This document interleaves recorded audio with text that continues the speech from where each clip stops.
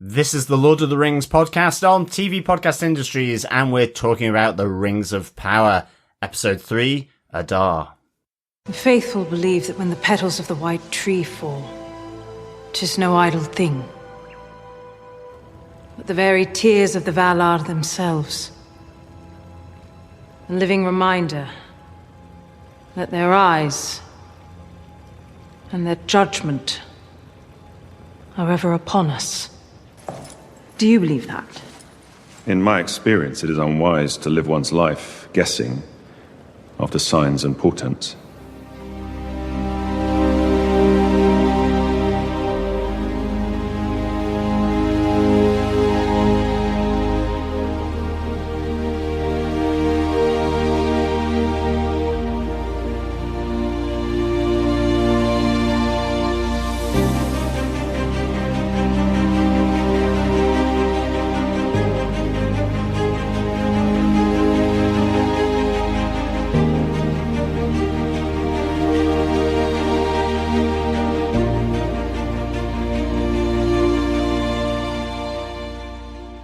Welcome back, fellow ringers. Yes, welcome to our circle for this fellowship.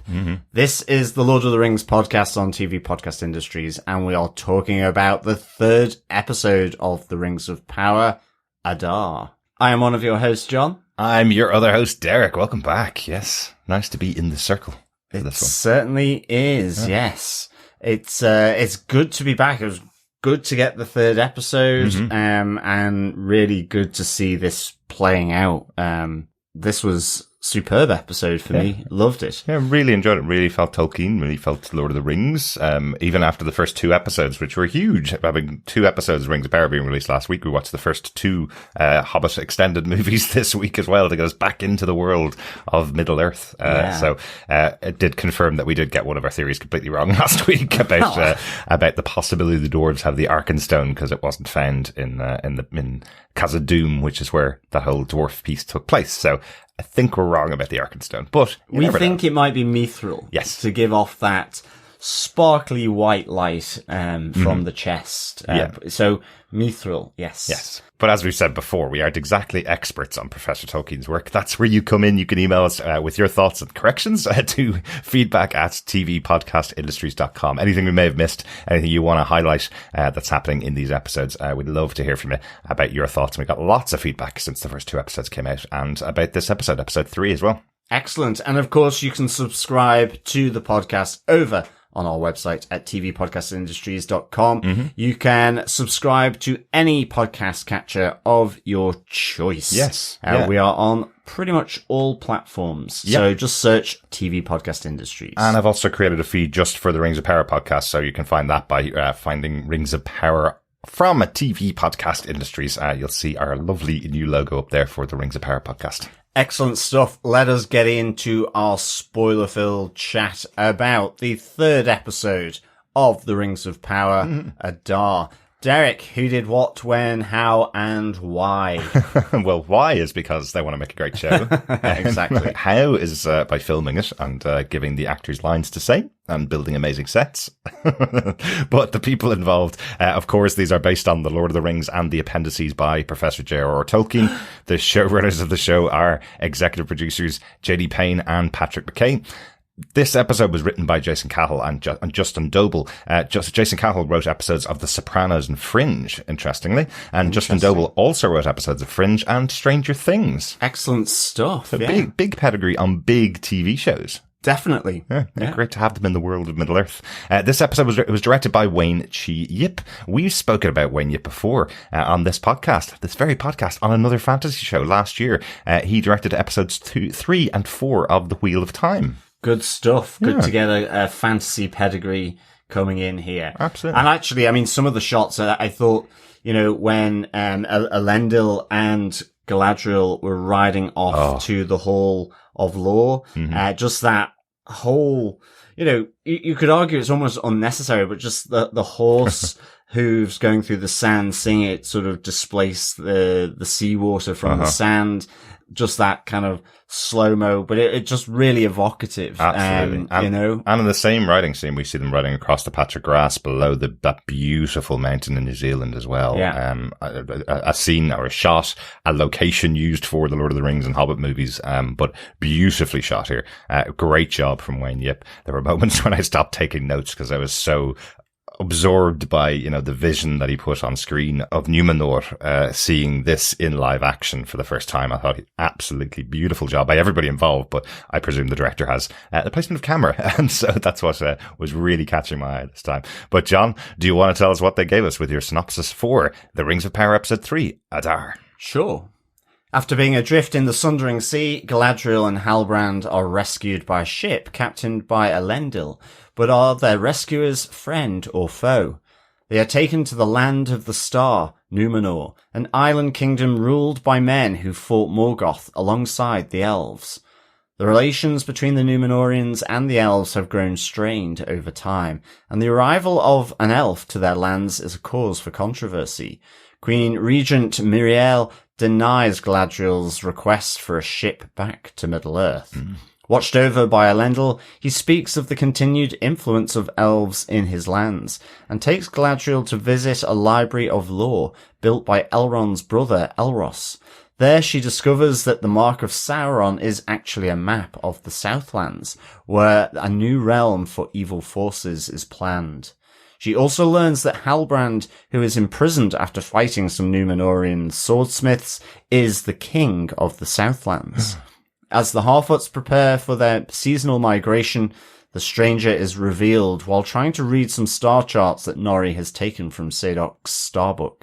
Nori and her family are reprieved from being left behind despite breaking the laws of the community, but they must travel at the back of the caravan. The next day, as they migrate with Nori's wagon lagging behind the rest of the caravan trail, they discover a stowaway, the stranger, who helps his new friends on their migration. In the Southlands, Arondir has been captured by orcs and taken to a construction camp digging underground passages so orcs can travel during the day. His elven compatriots have also been captured, but are killed during an attempted escape. Arondir survives, but is taken to the mysterious orc leader, Adar. This was another big myth-building episode. Lots of tales from the older ages, lots of tales and lots of stories about the traditions of various characters. So many interesting things happening in this episode. Oh, definitely. I mean, even just meeting the Númenóreans, their legacy, their edifices, captured in Peter Jackson's Lord of the Rings, this sort of great civilization of many years gone, and just really good to sort of be in the world where Númenóreans are still very much alive, and their civilization is present. So absolutely. I really, really enjoyed that. Yeah, similar to Khazad-dûm last week, seeing the dwarven race being alive and thriving. Here we see Númenor alive and thriving as well. So again, another great image to put on screen for this show. Well, that's it. I mean, it's just so evocative because, I just remember in Fellowship of the Ring where, towards the end where the Fellowship are traveling down by river before they split, and Boromir is killed. And you have, in the entranceway to that lake with the waterfall, those two huge statues. Yeah. And here we see those huge statues and faces, carved into the rock, as being shown previously. So it's just really evocative. Just that thread. I mean, so good. So can't believe this is a TV show. Yeah, exactly. But let us discuss these tales of Middle-earth with our tale number 1.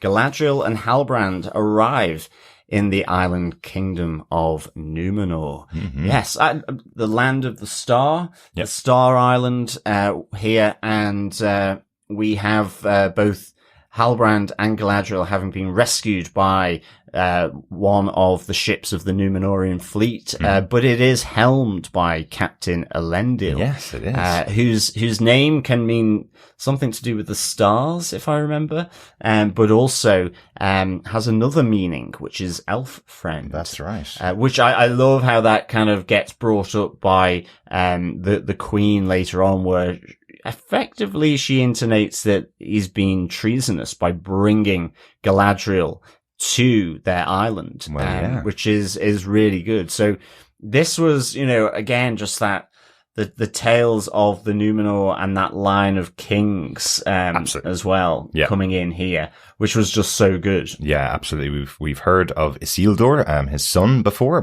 We've seen him in the Lord of the Rings as the person that goes up to battle against Sauron. So, and we know that one of the major characters from Lord of the Rings, Aragorn, is descended from this bloodline, from Elendil and Isildur. So, great to see their history. And I love, as you say, the Queen Regent using his translation of his name almost as an insult to him. Yes. They are clearly having problems with their relationships with the elves. There's that great moment when Galadriel is saying, we used to have a connection to this land, but it became difficult over time. We were almost as kin, but now when she calls out that they effectively were given this land as reward for participating in the war, the Queen Regent tells Galadriel, well, actually, we paid for it with the blood of our men. So a lot of love lost, I suppose, between this Queen Regent, at least, and their history with the elves. Well, yeah, but not only that, it's going back, as she says, to her grandfather of her great-grandfather, so this is a number of generations now where this relationship between Númenóreans and elves have been strained. So I really like that. And I love the whole, sort of threat of, Míriel, with Elendil just around his name, is he a sympathizer of the elves? Is he being treasonous?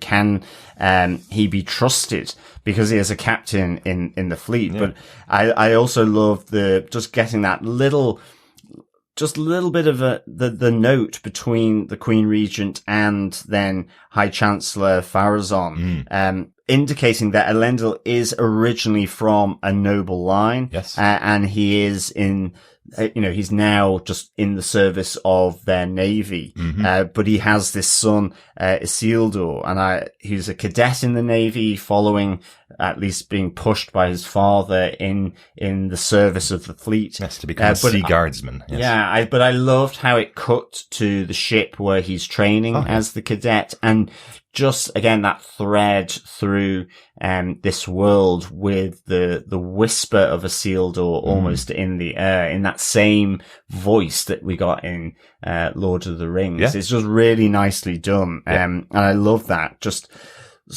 so kind of artistically done in terms of that exposition, and it's just learning that lore. It's just really good, and you're going, I just want to see how these characters, in a sense, regain their nobility and how that comes to pass. But, we do see there is some kind of strain here, with the elves linked to the ancestry and the current Queen Regent Míriel. Well, yeah.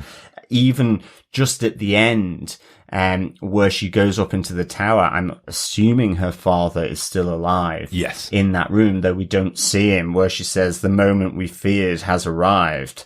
The elf is here, effectively. Exactly. So, and am I right in saying that what we hear from Elendil is that king, her father, was an elf sympathizer, as they call him, and that's why he was deposed, and she's taken over the seat, the king's seat from him. Well, because that's of that. it. So, it would be interesting to see what and how this change in the relationship with the elves, how that came about, why that came about in Númenor, because it seems like there's a real great political narrative. Was it a coup in some way of the previous nobility? Yeah. But despite that, you have in a sense, for Queen Regent Míriel, she is right to worry. If this is, a new politics, then, questioning Elendil is right, because there's that lovely moment where he speaks Elvish to Galadriel, where he talks that, in the West, there are still, Elvish is taught, it is spoken, and there are these halls of law that were created by the elves, Elros, in particular for the one that we go to. Yes. Where, this really adds more to the story. A number of things come out of Galadriel's visit there. Absolutely. Firstly, just that, elves are not universally hated on the island. There are, in a sense, maybe for want of a better word, sympathizers, but I really enjoyed, this. Yeah. Yeah. I thought it was really, really interesting. And again, there's those little nods to how ancient Galadriel is to these people. They speak about her in terms of myths and legends, effectively. They have a puppet shows going on about Galadriel the elf. These are stories that are passed down through generations, and there she is walking among them. She's looking at that painting of Elros and Elrond on the wall, and we've just seen her hang out with Elrond back in Linden. This is a living history for her, whereas the residents of Númenor look on her as if she's an ancient legend that they would never meet. There's an interesting touch with Númenor. They are known as mariners. They are seafaring people, but they are only protecting the waters around their shores. They don't go to Middle-earth. They don't travel from Númenor to Middle-earth. That's why there's such a pushback from the Queen when Galadriel is asking for a ship to take them back to Middle-earth, because they don't go there. So, so quite an interesting one. I actually really liked as well how, Halbrand here, being quite astute and diplomatic in the ways of this royal court as well, which comes later from what Galadriel finds in the Hall of Law. In a sense, in this episode, he's portrayed as a brawler, and a very good one. Absolutely. And maybe even, his trade is as a smithy in the past. He's looking to sort of get employment to start this new life here. Yeah, it feels like he's trying to get away from his history or his birthright as far as possible away. So he's used this trade of being a smithy in various places, is what it seems like. So, well, absolutely. And Galadriel finds, archives to the sigil that he holds around his neck, being the sigil of the king of the Southlands, that he is the king of the Southlands. And I really enjoy that. Just, his ancestors were able to unite the disparate tribes of that area and pull them together under their single sort of banner, effectively. Yes, they were, but unfortunately, they did support Morgoth. Well, exactly. And the Númenóreans and the Elves joined together to go against Morgoth. I really enjoyed how that came out from Halbrand as well, and that my ancestors also swore a blood oath to Morgoth. I'm not the hero you seek. In effect, you don't know if you can trust me, because my fate, my bond is to maintain this blood oath to Morgoth and his forces. So again, it just adds a nice little edge to Halbrand. Yeah.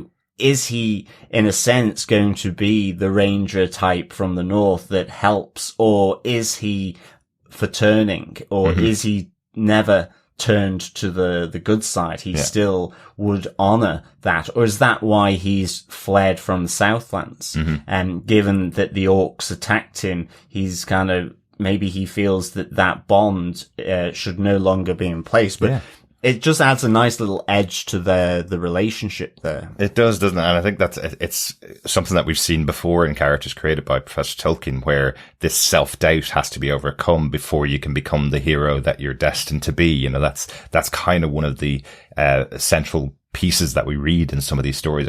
I like that that's here from Halbrand, especially when Galadriel realizes he's come from the line of kings. That's really interesting. Yeah. But her other finding, which I do like, it's a little bit of a surprise. She's been chasing for a century. She's been chasing Sauron, and then finds that all she needed to do was turn his sigil to the side, and then it's a map to the Southlands. Oh, those are mountains. That's not, and that's the river that runs through them. And so I thought that was quite interesting. That's what her investigation leads to, where she is here in the Hall of Lore. She realizes the symbol that she's been chasing, thinking it was just a brand that Sauron was leaving on his victims, turns out to be a map for all of the orcs to follow to go to the Southlands for this new plan they have to turn the Southlands into their central haven. Well, in a sense, I mean, it's both, isn't it? That's the thing. It's the other interpretation of what that means, or of what is only known to those within the circle, the servitude of Sauron. So, I mean, it's that idea of something staring you, straight in the face that you never pick up on. It requires that other sort of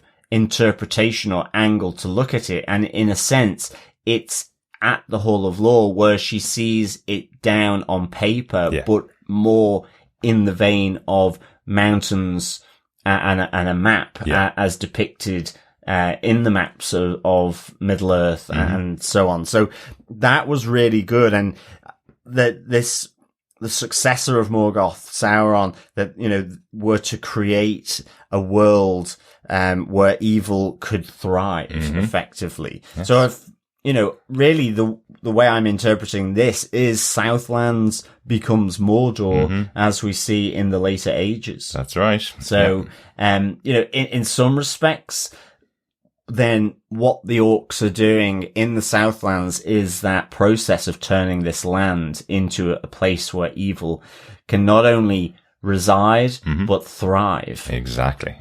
Yeah, really interesting little touch here. So, we are seeing the beginnings of Mordor. How interesting is that? Anything else, in Númenor that we want to talk about before we move on to our next point? The only thing, I think is, you have that moment where Isildur, his sister Arianne, and Elendil are all sat down, where Isildur is wanting to find out about his family ancestry, and to look at it. And Elendil really is saying, no, leave it alone. You'll be a cadet in the Navy, and that's what you will be. I wonder if Elendil this is how their family survives ultimately, or is he being, this is how our family survives until the right moment. I mean, maybe. Again, just at this moment in time, it just seems like Elendil is, with the changes that have happened with Númenor as to where their original allegiances were, that it is keeping under the radar of the new royalty, effectively. Yeah, but we hear that his brother's already gone off on this search, and he gave up on his sea guardsman position before. So Isildur is trying to go and join his brother in this investigation to see potentially what their claim on the throne could be. Yeah, I mean, interestingly, he says there's nothing for us in the western shores, and that is the shoreline that faces Valinor. It's interesting, there is mention that the ships, when sailing westwards, cannot go so far that their coastline can't be seen. So they have to stay within sight of the land of the star. So that they don't find the Undying Lands themselves. Yes. And I think as well, it's interesting, and maybe just something to note, that I think this island is much bigger than what you think. It's not kind of like tropical. It's not a small island, which initially I thought it might be, right. Yeah. But the scale of the island is big, So I really, really enjoyed, this, definitely. Absolutely beautiful job, creating this new island kingdom of Númenor. Yeah. Will we move on to our second tale? Yes. And I think this is a good one.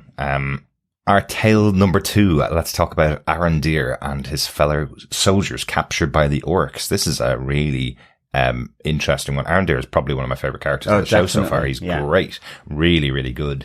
But you know, it's interesting calling back to last week's episode when he was investigating this town that had been taken, and he was talking to Bronwyn, and you remember he was about to profess his love to her, and she asked where his fellow elves were, and he said, well, they're probably out looking for me. And if we find out here, when he's been captured by these orcs, we find out that all of them have actually been captured as well. So did they get captured when they went out to look for him, or did they get captured on their way back to Lindon, where they were recalled to?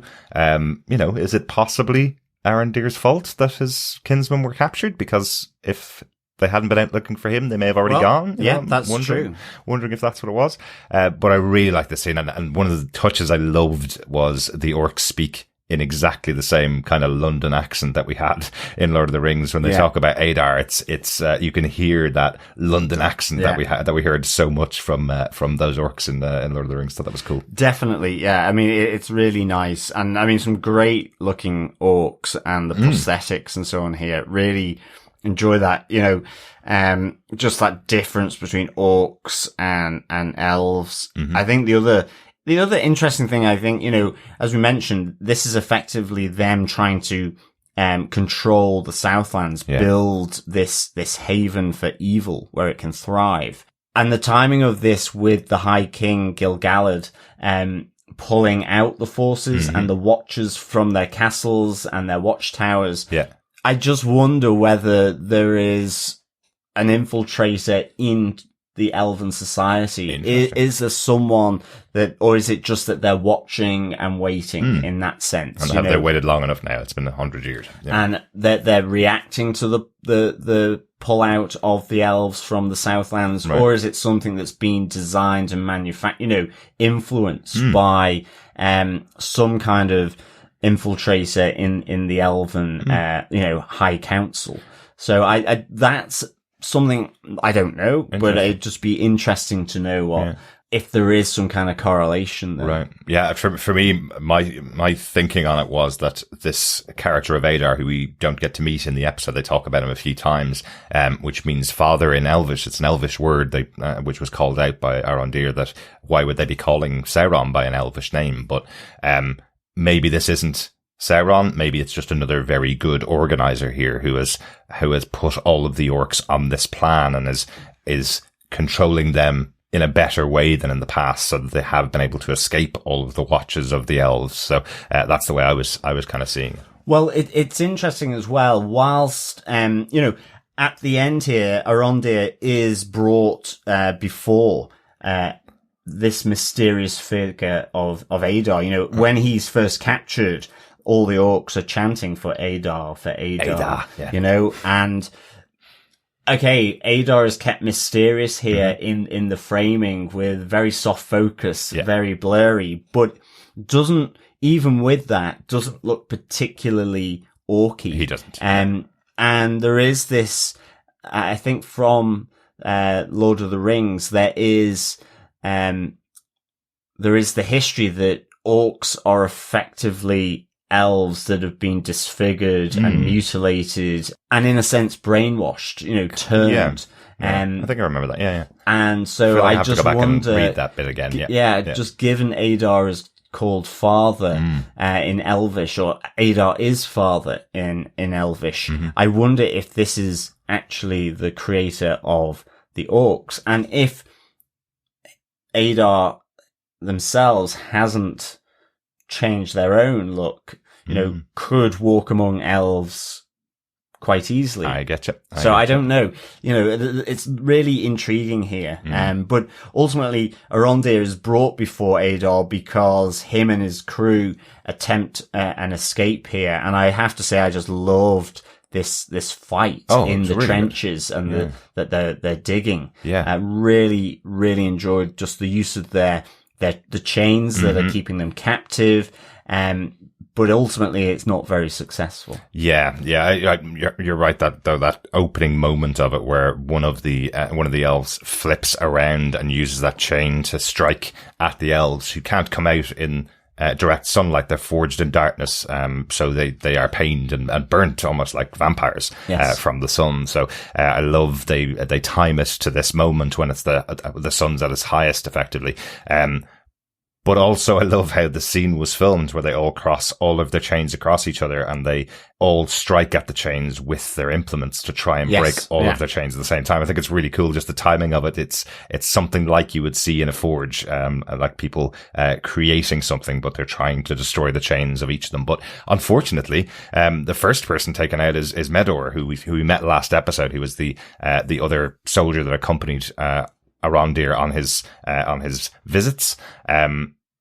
And he was kind of a bit of a jokey guy. He was the kind of fun guy, but he gets taken out first. A pretty brutal kind of slash to the neck. Yeah, I thought actually that whole the whole scene around the water ration after effectively their former captain, challenges the orcs who are asking them to chop down the tree. Yes. And he's saying, no, it'd be better to go around in order to try and preserve the tree and keep it alive. I thought actually that was really tense because, you know, I just loved how it kept flicking back to the orc that had handed the captain, the water ration. You know, is it poisoned? But he kept looking back and chuckling, and then it went to Elrond, and again, just going back towards the orc and him looking around to his other orcs knowingly and sort of muted chuckle. You're thinking, okay, is the water poisoned? And then finally it goes to Elrond's compatriot. And it's just that whole idea. It seemed like he took the drink from the canister just differently, and it exposed his neck, and he gets then the orc blade across his neck. So it was really brutal. But I found that whole scene really well constructed and just really tense. It was. As to what was going to happen. Yeah, and then we also get the introduction of a warg, first warg, like a proto-warg. Yeah, it looked. Yeah. I know this is really bad. I love dogs, absolutely love dogs, but I don't like small dogs, you know, the little ones that bark all the time. And the face of this one really reminded me of one of those really ugly small dogs.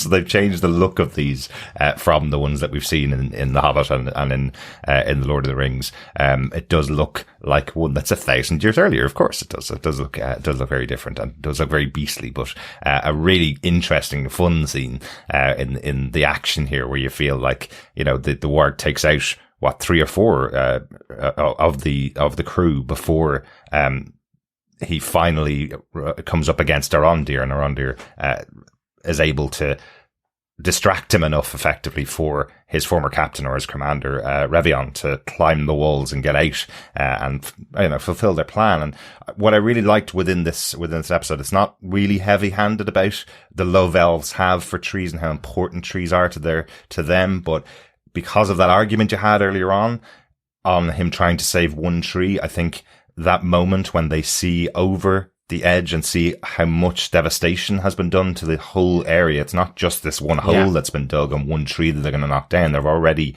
taken down hundreds, if not thousands of trees in the area. It looks like a burnt out husk of its former self. Yes. And then we see Revion about to escape, but a great moment as he stops and unfortunately is hit by the arrows of the orcs. You can just see them off in the background. So it's not just this group of orcs under the ground. There's another group. Exactly. And I guess those orcs are covered up to protect them from the sunlight as well. Yeah. But I mean, that to me, it had real kind of, sort of connection with Boromir's death. Just when with the second arrow going in, now he didn't get a third or a fourth like with Boromir, but just, you know, that first arrow there and him reeling, but just the second one, it really had hints and notions of that scene with Boromir in Fellowship of the Ring. And so it really reminiscent, really enjoyed that. I thought this was really good around the tunnels and just the tension of it, the tragedy of it, and also the action around it. Really good. And the intrigue with Adar as well. Yeah, but also the sacrifice as well. You know, that conversation that they had when they're doing the plan, where Revion is saying all it will take is one of us to get out of here, and then we can, you know, bring the fight back to these orcs, not realizing how many of the orcs there are. This isn't just one small troop of 50 or 60 orcs that are keeping them at bay. It's also other troops in other areas and who are trying to take over the Southlands, basically. We also see in the establishing shots as Arondir is being brought through, there are women and children all in cages as well. There's hundreds of people that are captured by the orcs here. So it's not that very small workforce that we saw. There's also hundreds of people, all the people from that town, that was sacked, last episode. I guess that's where they've been brought and to. all helping to build the tunnels, I guess, in some way. Yeah. Or dig and find something as well. There's a possibility that they're looking for something as well. Yeah. But it looked like it's so they can travel in daylight, because I loved all the, there's a panned wide shot looking at the entrance of the tunnel, but where it's got sort of fabric or tent covers over the top to protect them from the sun. So really, I thought this was superb. Absolutely, and I caught it a little bit on the second or third watch we had of the episode, because we watched it quite a few times. The fabric that all of the orcs are wearing, it all looks like hide. Yeah. So, and I'm not too sure whether that's hide of their captives or whether it's animal hide. So just a note of how brutal the orcs actually are. They may have been using some of the Southlanders' hides to create their look. I could be wrong, but that's what I thought. They are evil. After all. Definitely. But I think we can go on to our tale number 3. Yes. Concerning Halfoot's lore and traditions. I had to have concerning Halfoot's in there in our note. That is how the Lord of the Rings starts, with concerning hobbits. So we learn a lot about the Halfoots and who they are as people and their lore and traditions. And I really enjoyed this. Wow, Lenny Henry is just doing a great job as the leader of this group. It could almost come across as just lots of exposition, but it's handled in such a great way, in such a fun way, in some instances, and such a tragic way in others.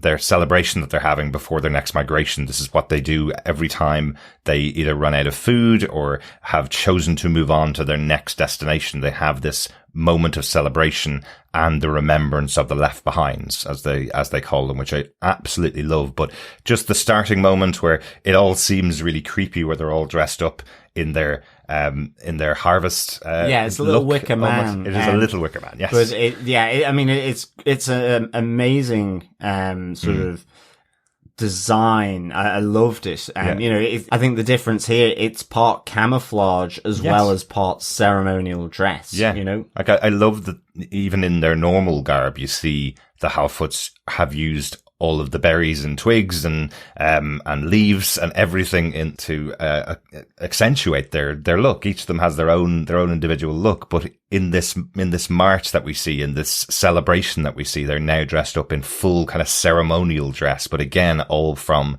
the area around them, it looks like the harvest festival almost. And even their wagons, when we see them head on their migration, just look like sort of islands of rushes and so on, which is just thought was great design. Yeah, like your eye's supposed to take it that they're not there, and you only see them when they're moving, kind of thing, which is quite cool. But I love the chant of their kind of central edict of nobody goes off trail, nobody walks alone, which is how they've survived together for the 1,000 years that they've been in existence. But I mean, for Nori's family with her mum and dad, Largo and Rose, they're worried that they will be left behind as they migrate because of Largo's injury last week. Yeah. So, and he was helping the whole community there, I think so it's a little harsh, their mantra of left behind. I mean, in terms of left behind, it seems it's either, in the remembrance that they do, which we see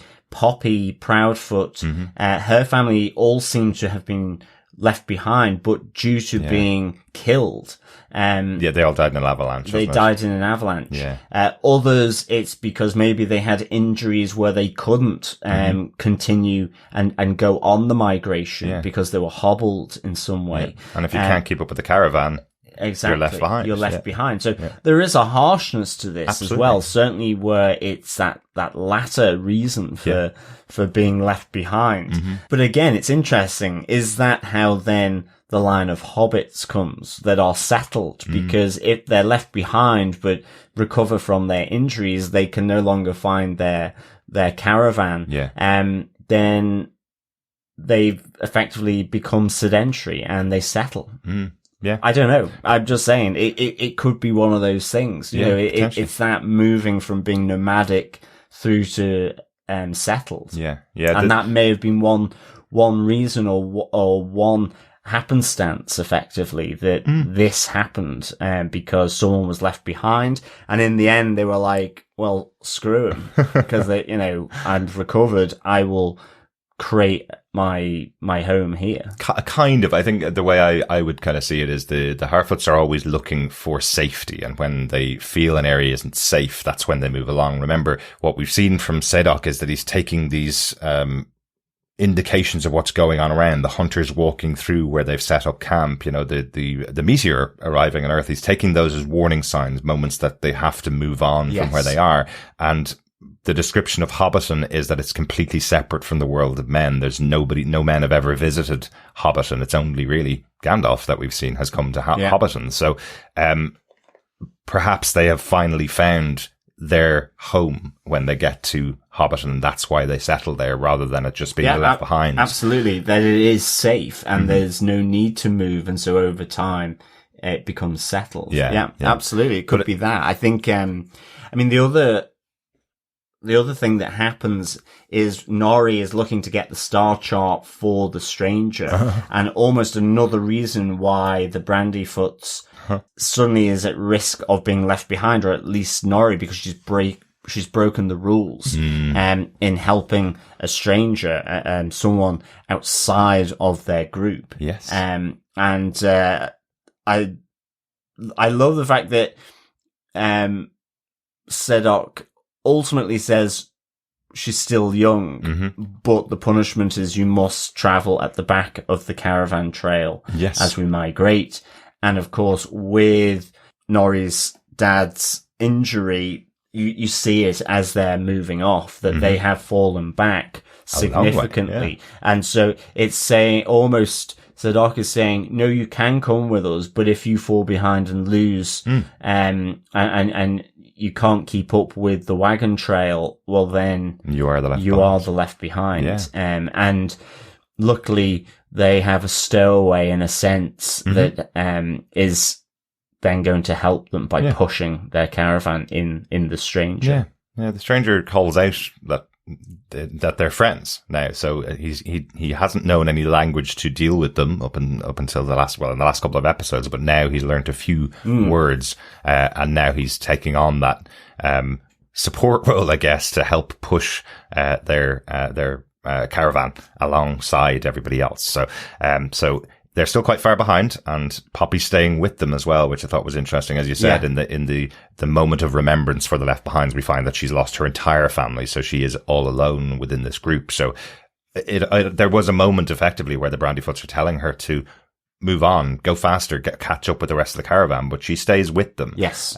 So it feels like they're breaking off. So even if they don't catch up with the caravan, it feels like they've formed their own family here. Or we're seeing that family unit. So that's really interesting too. Yeah, definitely. I have to say, that moment of comedy between Poppy and Nori while they're trying to find those star charts from the star book, I did really like it. I thought it was really fun and kind of necessary. You know, this show isn't Game of Thrones. This show isn't about the brutality and death and trying to work out who's going to stab who next or take off somebody's head. That's not this show. So making sure that we do still have those moments of lightness with this group of the Halfoots. And there's, as I say, the moments of the Left Behinds is quite a serious and quite affecting moment when you hear all the people that they've had to lose because of their central idea. But where we hear Poppy talking to Sadok and going, I'll go right now, no straight, I mean left, right now, to give directions to Nori who's under the table, I thought was really good fun. It's just a moment of levity, you know, through it, which is good. Yeah,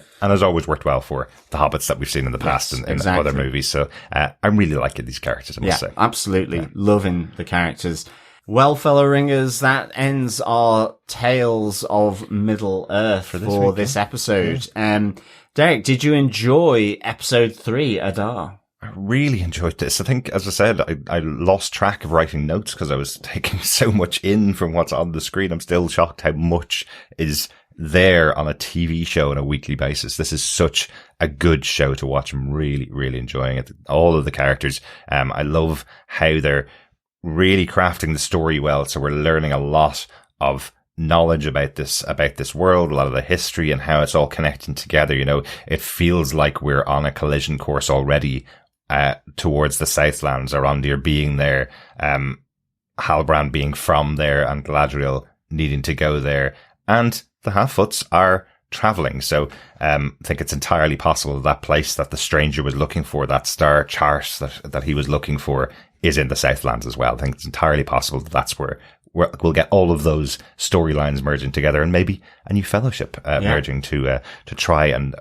fight back against the orcs taking over the Southlands. Yeah, interestingly, I couldn't envision the Harfoots and their caravan going into the Southlands. It would seem too dangerous with all the orcs and everything going on. But yes. But maybe just the Brandyfoots. Yeah, exactly. Yeah. Yeah. How about yourself, John? Did you enjoy this episode? Yeah, absolutely loved it. 5 nifty Númenóreans out of 5. Nice. Yeah, I just loved how this expanded on the 2 episodes released last week. You know, starting to get this picture again introduced to the Númenóreans, which I loved, and all the lore coming from the halls of lore, as well as the Númenórean sort of history and the intrigue around what's there. I really enjoyed Arondir and his capture. I just thought that was really, you know, excellently done, you know, for scenes set effectively in at the opening of a tunnel. Really well done. This felt epic again, sweeping. It was tinged with tragedy for Arondir's compatriots. It was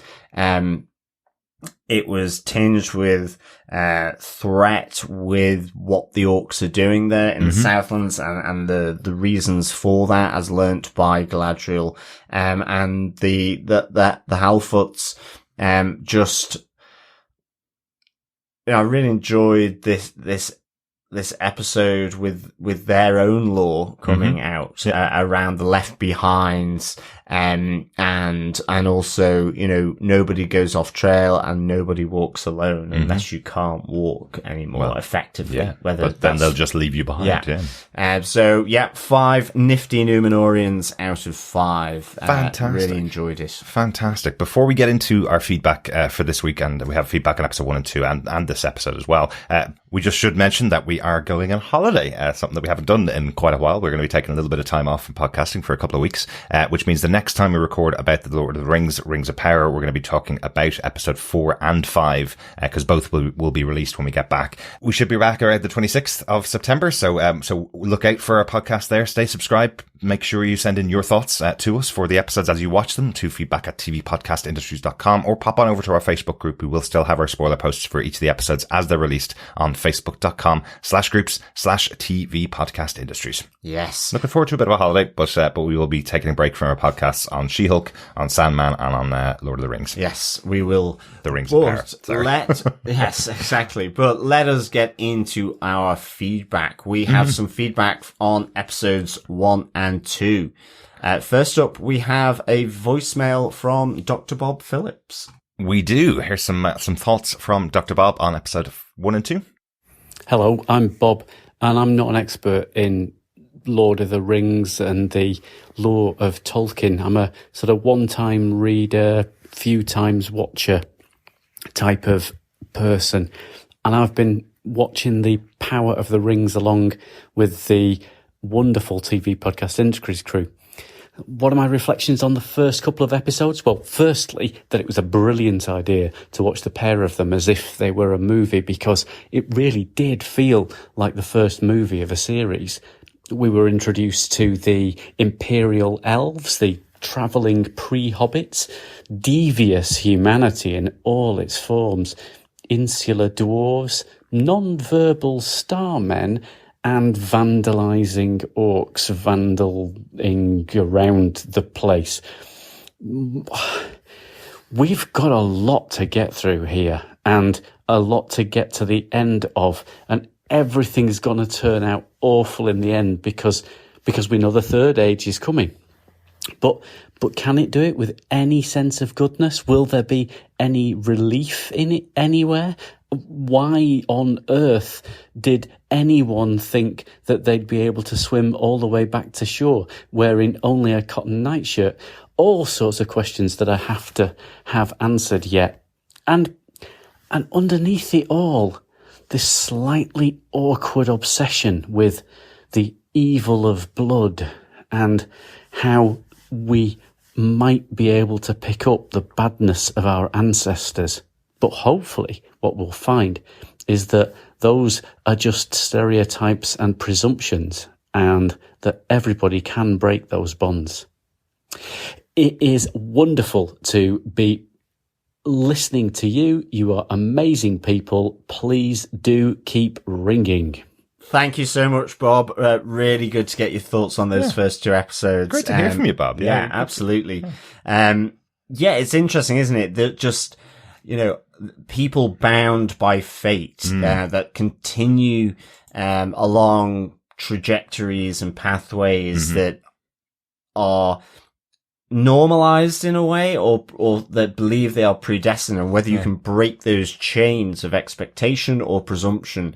I think really important element here. For sure. And as I say, it is something of Tolkien's characters. A lot of them who have that history, who have that legacy, are worried that they will fall into the same traps of their ancestors. Sometimes because of blood, sometimes because they can't believe somebody else would have fallen in that trap, and maybe they will do the same thing. So it's just that concern for themselves that they aren't strong enough to carry the weight of being a hero. That comes out quite a lot within these stories. So again, nice to see it shown in this episode. Exactly. And we see it in episode 3 as well, with Halbrand. Exactly. And that conversation with Galadriel. And I'm completely with you there around whether it was fatalistic or very optimistic of Galadriel that she could swim her way back to Middle-earth. But I guess there's a resilience, almost, for want of a better word, superpower to the elves. So maybe if anyone could have done it, it's an elf, I guess. But they can drown. If she hadn't been saved by Halbrand when she went under the water, she may have drowned there. So she couldn't walk back underwater or anything like that. So, but the choice was either disappear from the lands forever in the undying lands, or try and swim back, I guess. And so, I guess as well, it becomes, once she's made that decision, however possibly silly it is at that moment, it then becomes about survival. Exactly. So I guess that's why it kept her going. But she was lucky to run into a capsized ship, and the float, the raft that the survivors were on. But yeah, I had the same thought for sure. But great to hear from you, Bob. Definitely. Keep the old voicemails coming in. Yeah, absolutely. Really good. Also an email from Robert Williams about episodes 1 and 2. Oh my God, I didn't realize you guys would be discussing this. I don't know how I missed that. So excited to be on the journey through the misty mountains of Middle-earth, so to speak, with you guys. Okay, so what are your predictions on the blood sword Theo finds? Could the stranger be an incarnation of Gandalf? Love the parallel relationship Elrond has with Durin, like Legolas with Gimli. It made me smile. I also loved the Ents that were in a cutscene with the meteor going across the sky. I hope we see more of them. Anyway, look forward to your breakdown next week. As Coffee and Vodka says, peace and take care. I think I got that right. Forgive me if I was off. You did? Yes, that's Coffee Vodka's. That certainly is, Robert. Robert also added, you did talk a lot about the sword, but I predict it will be one of the wraiths in the movies. There is chatter it could turn him into Sauron himself. Do you think this is possible, Robert? Right, so this is Theo and the blade that he finds. Could that turn him into Sauron? I think Sauron's in existence in this world. We've heard about Sauron already being involved in the battle, and now he's hidden. Effectively, is what we believe has happened here in the Rings of Power at this point. Yeah, he hasn't been banished or captured in the same way that you have with the Lord of the Rings. That he's been contained. This is still someone very much in existence. I think just keeping very well hidden. For sure. So I don't think Theo's going to be Sauron, but as you say, the wraiths from the movies, the wraiths from the Lord of the Rings books are former kings, former leaders of the humans who have their rings, and those rings were effectively turned by the One Ring, the Sauron's Ring of Power. So it's possible that Theo could grow up to become a king and be changed over. So yeah, no, exactly. This could form a Morgul blade. You know, that is exactly what I was going to say. Yeah, the blade itself does look like the kind of blade that stabbed Frodo Baggins, one of the ones that was carried by the ring wraiths. So entirely possible that's the type of blade he's found, but it feels like at the moment, and we're very early on, it just came across a little bit in the last episode that it was turning him, it was influencing him, it was guiding him, and we've heard before that humans were supporting Morgoth, the former, I guess, leader of the other army. So potentially this is the type of blade that could convert Theo into following that army. So it'll be an interesting thing to find out in the future. Also, you mentioned the relationship between Elrond and Durin. I thought that was absolutely great. Yeah. You know, it does have shades of of Legolas and Gimli, but these were former friends that had kind of turned on each other and have come back together now, and I really like that as a story for the two of them. At the moment, though, we still don't know who the stranger is. Still hints and kind of ideas of who he might be, but I'm not too sure whether I know. No, I don't. Who it could be at all. I think it's safe to say it could be a wizard like Gandalf. A wizard like Gandalf from the same species and of race. Yeah, that's possible. Thanks so much for your thoughts, Robert. Yeah, thanks, Robert. We also got a message in from Victor Von Doom on the first two episodes. He says, "Salutations, my lords. I'm amazed at this undertaking, and I enjoy everything so far, from Bear McCreary's score to this fantastic sets and scenery. Just amazing to watch it on the small screen. I was surprised to see Lenny Henry here as a Harfoot. My favourite race is the dwarves. Disa and Durin are an absolute hoot. Durin blusters, but Disa runs that household. Oh, yes. I'm sure that she could patch things up between Durin and the silver-tongued Elrond. I believe Galadriel may never grow tired of being right all the time." Good stuff, Victor. Andothoris Ethril Victor Von Doom. I think I pronounced that right. My Elvish is definitely rusty.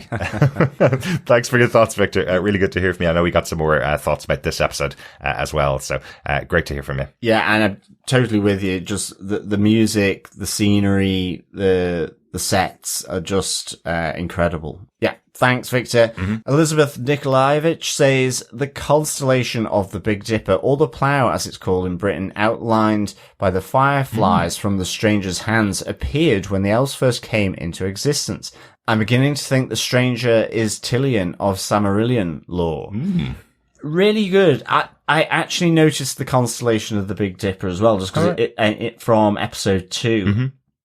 I mean, it's just really, or the Plough, or I think Ursa Major is the other one. It's the other name for it, I should say. So I think, I noticed that. I thought it was weird because it's a constellation from our own sky. Yeah.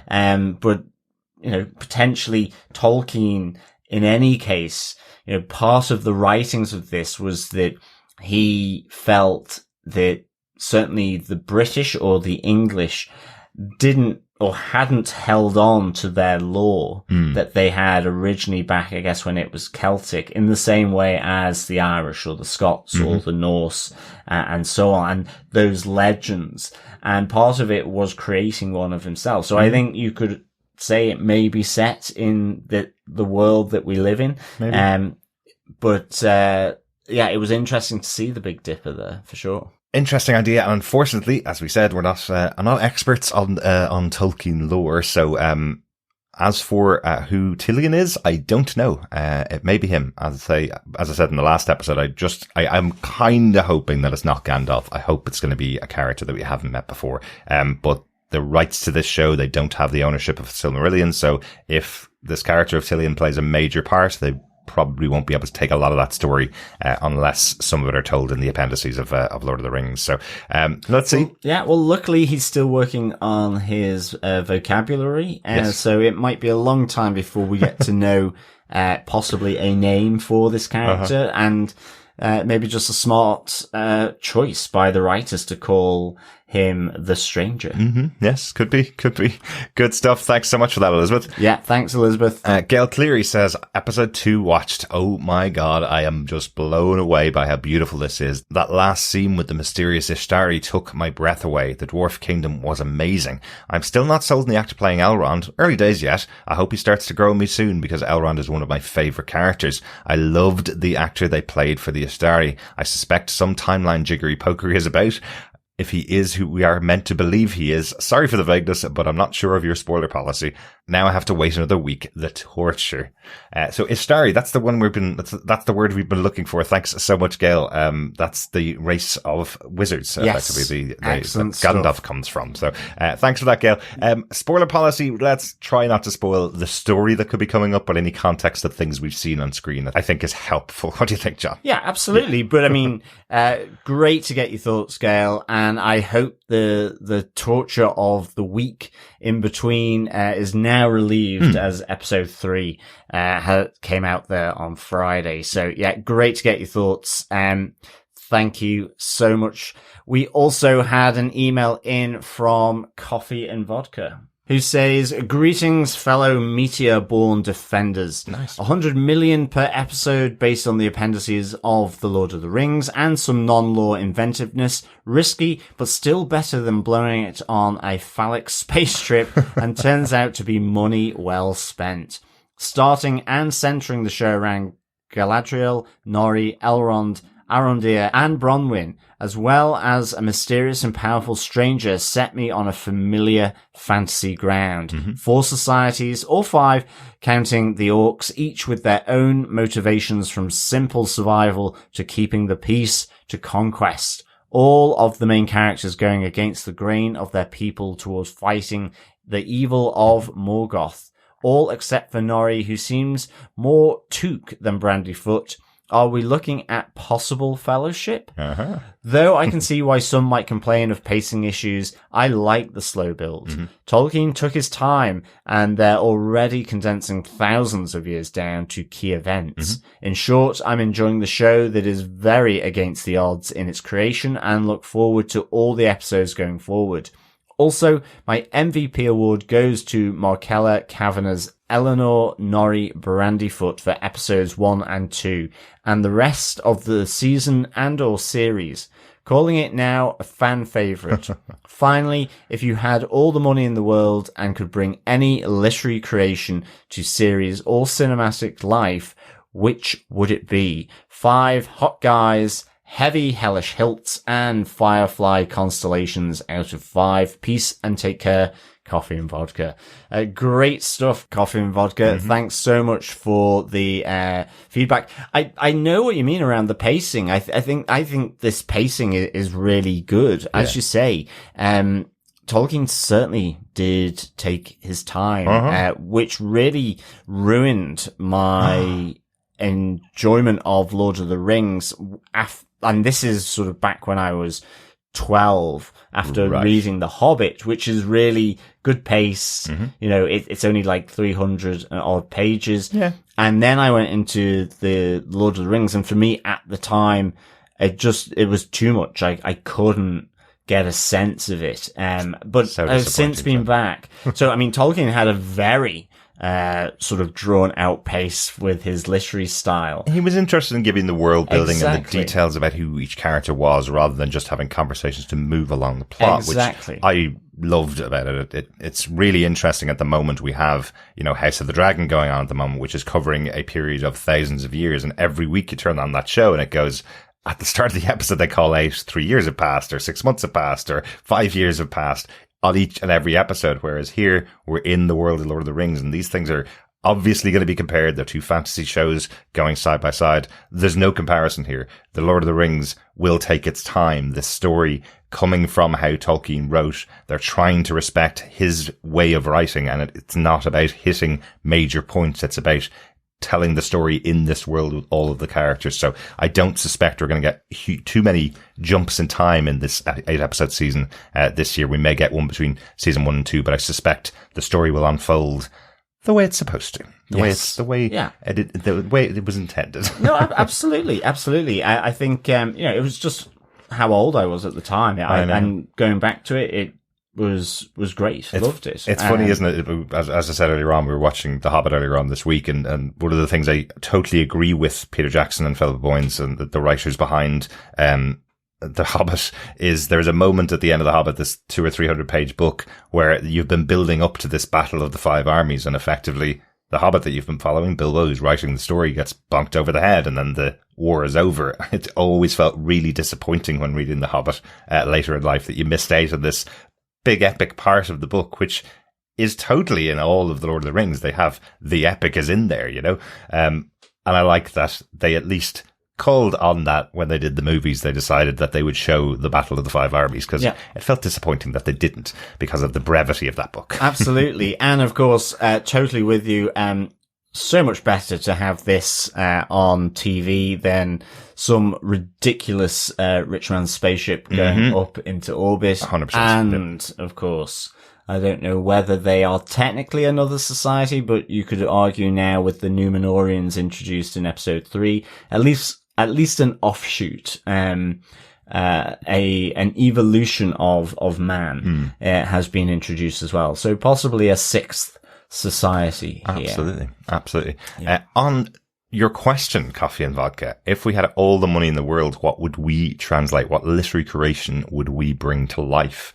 That's a really interesting question because, you know, at the moment, all the stuff that we're covering on TV, you know, we're covering Marvel shows. I love Marvel. I'm a big comic book fan. We've covered Why the Last Man last year, which I thought was a great adaptation of one of my favorite comic books. We're covering Sandman, which was my favorite comic book as a kid. We're now covering Lord of the Rings. And on the other side, we're able to see more Game of Thrones on TV, which we're not covering here, but there's so much being brought to life from the literary creations I enjoyed so much over the years that it's interesting. Even, you know, down to my favorite crime fiction, which is Lee Child's Jack Reacher stories. Those are also being translated really well to TV. So I don't know whether I need the money. I'm really happy that the people who have the money are doing great jobs in translating the stuff I love into TV shows. So I don't have another answer for that off the top of my head.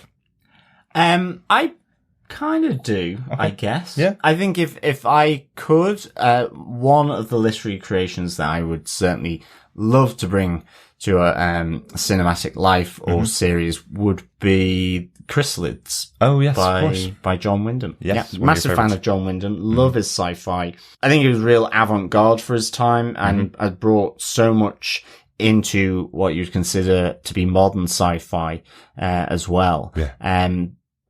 I guess his novels now are a little bit dated in terms of their language, but I think Chrysalids really holds up. I think it's his best work. So I would choose the Chrysalids. Excellent. It is a really good book. I can see how that could be done really well now on the film screen or on TV. Excellent stuff. Thanks, Coffee and Vodka. Yeah, thanks, Coffee and Vodka. Finally, on episode 1 and 2, Richard Blaze says, I finally got around to watching this. Bit late to the party due to holidays, but wow, what a fantastic couple of episodes. Looks gorgeous, sounds amazing, and for me, most of the characters are perfectly cast. I have a slight issue with Celebrimbor looking a bit out of place. Couple of points. We know Sauron is supposed to be hiding in plain sight with people pointing at Halbrand or Theo, but they seem a bit too obvious. I'd go for Theo's friend who has a disagreement with Arondir, as he seems to try to grab the sword as soon as he sees it. Ooh, interesting. Yeah, interesting. The stranger, could it be Tilion? But the issue here is in the Silmarillion, and Amazon don't have the rights to that, and I don't think he's in the appendices for Lord of the Rings. Maybe wrong, so I might have to go and check. Cannot wait to see how this plays out over the season and the next 4 episodes. Good stuff. Thanks so much, Richard. Another vote there for Tilion, but exactly as we mentioned, Silmarillion, rights aren't owned by Amazon, so we'll see how they work around that. Yeah, I guess it could be Tilion, an all but name. Maybe. You know, they might just do it like that. Can you imagine how frustrating it would be if you never had a name for the character, though? No, well, I get it, but it's a way of having the character there who is important in this age and needs to be in there, but they can't get the rights to it. So why? I mean, everybody you have to work around what you've got, I guess. So everybody that meets him walks up to him and goes, "Hello, stranger." Yeah. Or they'll just maybe call Tilia maybe. Maybe. And, something similar. I don't know. Have a feeling Amazon would have to pay for that. If they don't get the entire rights to the Silmarillion, they would have to pay if they use close to the name. or Brillion. Brilliant? I don't know. Who knows? But at the moment, I don't think we need the Iskari's name. It's a nice start. I'm hoping we're going to get a reveal of who he is in the future. When he reaches his destination, I presume that's where we're going to get a reveal. Good stuff. Great to have you on board with us, Richard. Yeah, thanks, Richard. Let's get on to some feedback on episode 3. John, over an email? Yes, over on email, Robert Williams sent us his thoughts on the 3rd episode. Hello there, fellow high elves and ship hands. This episode to me is awesome. So much better than the last 2. So much to touch on. Who is Adar? Where are the orc prisoners? A random location or somewhere special? Where will Galadriel get an army and a ship? Also, love the irony in the situation where Galadriel makes friends while her friend ends up making enemies when he was the one warning her not to make enemies. And the fight scene at the end. Wow. Getting to HBO status with showing of the warg eating prisoners, and just when we thought the elves would win, the lead elf being shot and escape fails. I did not expect that, but incredible action scene. I can totally see Derek doing those kick flips while editing the podcast. Very much looking forward to your discussion. May the caravan not leave you behind, Robert. Well, indeed, Robert. Yes, it would be pretty brutal if we were left behind by the caravan.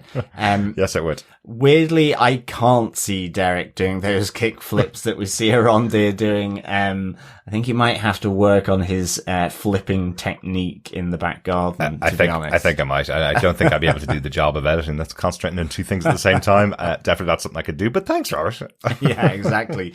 I think, totally with you. The action there, with the captured elves of Elrond and his compatriots, it was just so good with the chains. The battle of chains, yes. I think of being in a battle or something, the solidity of a sword or a shield or a pike or something like that, or even arrows where, it's long range. I kind of understand those. It was a bit like with some of the knives on the end of rope in Shang-Chi as well. Yeah. It's like with the chains, it's like you have to have a special ability to control that, and it just makes it really awesome to watch. So I absolutely loved that chain fight, really. Very sure. Cool. And I mean, on Adar, who is he? I think, as we've mentioned, I'm going at the moment with an all-out theory that he is the creator of orcs. Right. He is an elf that has been turned. The person that has managed to create orcs, who is able to corrupt and pervert elves into the orcs that we see. But obviously with some slight unintended side effects, such as not being able to travel in daylight. Well, yes, exactly. Great stuff, Robert. Thanks very much for your thoughts. If the caravan leaves us behind and you also get left behind, you can come and join our caravan. Yeah, well, I'll have to do some hitchhiking, I guess. Yes. Over on Facebook, we also got some feedback from Victor Von Doon, who says, "Salutations once again, my lords. I must echo the compliments regarding the new theme. Very foreboding. Halbrand is more than he appears. A king? A knight? His theft of Galadriel's blade and the beatdown of the thugs surely suggest he is special. I enjoy the multi-part mysteries being unravelled here. The soldiers' attempted escape was very thrilling. I believe Arondir will eventually overcome when he finds the archers atop the dig. Is Adar Sauron or another lieutenant? Perhaps the stranger, now with the Harfoots, is an ally and not a liability. He must be a wizard who is alien to this world. Anda Thoris Itel, Victor Von Doom." I better look up what that means. You must try and find the pronunciation. You need the phonetics of it. Yes. Yeah. I do. I think Victor's done a pretty good job, and I'm not sure whether I've done a good job. That's all. No, exactly. Pronunciation. So I'll check out what that means. Make sure I'm not offending any people that speak Elvish by my pronunciation. But thank you, Victor. I guess that one of those central mysteries is, who is Adar? Will we see he is a lieutenant, or is he Sauron himself? Didn't look Sauron-like. We did see a little flashback to Sauron in front of his armies at the start of the first episode, who looked quite similar to the way we've seen Sauron in Lord of the Rings. So I wonder if Adar is someone completely different. Yeah, I'm going with lieutenant of some description. Yeah. And yes, just to call out, you mentioned the fight from Halbrand. Another HBO moment, as Robert mentioned there earlier on. That breaking of the arm felt really, really brutal. And there did seem to be a touch with Halbrand, almost of like Hulk, where he's saying, you don't want to do this, and then gets a punch in the face and then turns on all four of them and takes them all out. It was almost like he couldn't control himself once he was embroiled in that battle. Yeah. So interesting to see who he is, but it seems like he does have some kingly blood in him, at least. Yeah. Yeah. Excellent stuff. Thank you, Victor, for the comments. Richard Blaze on episode 3 says, thought it was good, but didn't enjoy it as much as the first two, as I felt some of the action tried a bit too hard to replicate The Witcher or Game of Thrones. Interesting. Halbrand, far more to him, said last time, but too obvious to make him Sauron. But as his fight was similar to The Witcher with a little tomfoolery, is he giving us a nod he could end up as the Witch King? Interesting. Galadriel and Elendil look like a whole heap of fun, following the pair to uncover what is going on. Elrond continues for me to be the strongest character and performance of the show. His chopping of the tree and his upset was hugely emotional. Harfoots and the Stranger always delight in their antics, still really hoping it's not Gandalf at all and just another Maya. And now, Richard, have you just thrown in another name for the race of wizards? I just got to find it. We need to know, or maybe this is something different than a wizard. But anyway, thank you, Richard, for adding in another piece of the puzzle. There are many, many words for everything. Exactly. Richard continues, glad to see that they are trying to flesh out Isildur rather than just making him someone who turned bad, as in the Fellowship, and it'll be good to see him develop. Oh, the warg. Was that just ugly Sonic getting a new appearance? I can definitely see where you're coming from there, for sure. And finally, no dwarves and their Pulp Fiction box this week. Though I think we can also guess what they found. And also, no Elrond and Celebrimbor, which let it down a bit. Still looks bloody lovely. Like I said, a good episode, but the weakest of the 3 so far. Thanks, Richard. Yeah, it's really interesting. I really enjoyed this episode. I think it was just having the different lore around the Númenóreans coming out and the intrigue there. The additional bits of stuff coming from, as well, the trip to the Hall of Lore by Galadriel. And yeah, I totally agree. I'm really, really enjoying Elrond. I think he's such a great character. Yeah. I'm really hoping he won't, if my theory around Adar is right, that he isn't going to be turned into an orc. Because he's certainly the one in most peril at this moment. Certainly. I think for me as well, I really do like Galadriel. I think, just feels really on point to me, and I'm glad that her and Halbrand's relationship, is starting to just progress and evolve here in the story. Absolutely. For sure. In some ways, I didn't miss Elrond and Celebrimbor. I'm guessing they might chop in and out rather than having too much. So maybe in the next episode we'll see them and the dwarves back. I guess. Yeah, as their tale also continues. As they're building the forge. I do love that Richard said, we can kind of guess what's inside the Pulp Fiction box, and we already guessed wrong. So not everybody can guess, Richard, but thanks so much for your thoughts. Keep watching the episodes, keep sending them in. As we mentioned, the next time we're recording a Rings of Power episode, we'll be talking about episode 4 and episode 5. So get all your thoughts into us over the next couple of weeks while we're away. And one last piece of feedback on episode 3 slipped in while I was doing the editing. So we've reconvened, myself and John, because we have a final voicemail in from Dr. Bob Phillips. So they haven't yet infected factor 50, have they, in the Middle Earth area? Because those orcs were particularly sensitive to sunlight. I did like the way that they were half mummified as they were wrapping themselves up. And, you know, going forwards, it's not a bad idea for skin protection.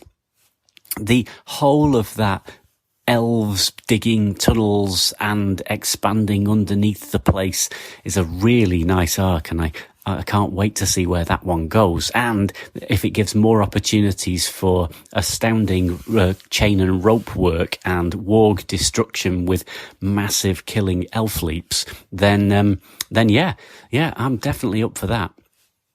The thing that's still slightly bothering me, and I know it's a thread through Tolkien that I just have to get over, is the bloodline stuff about the secret royalty who's actually a thief on the side, and the way that the elven stuff from the past is coming forward into the future. Anyway, I hope that will emerge to be a lot more positive than I'm worrying about. Finally, I would like to offer a small song in honour of those who help others. It's a star man pulling a small cart. He's doing it for friendship, 'cause the not hobbits are nice. It's a star man looking for his constellation. He knows he might not find it, but the other halflings are helpful. Now, at least you know that Chris Jones isn't the worst singer in the world. Thank you, everyone. Keep it up. It's excellent stuff that you're doing. Enjoy the holes. Thank you so much, Dr. Bob. I'm going to have to do this, John.